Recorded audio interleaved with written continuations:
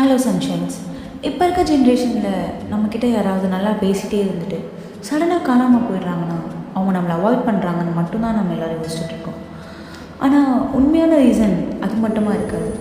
அவங்க நிறையா இடத்துல ஏமாற்றத்தை அடைஞ்சிருக்கதா கூட இருக்கலாம்ல. நல்லா யோசிச்சு பாருங்கள்.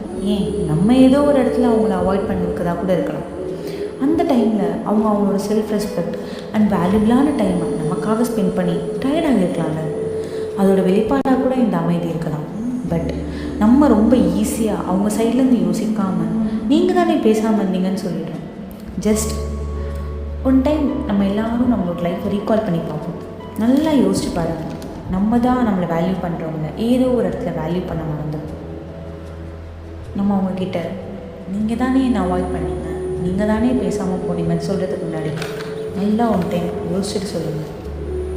Until next video.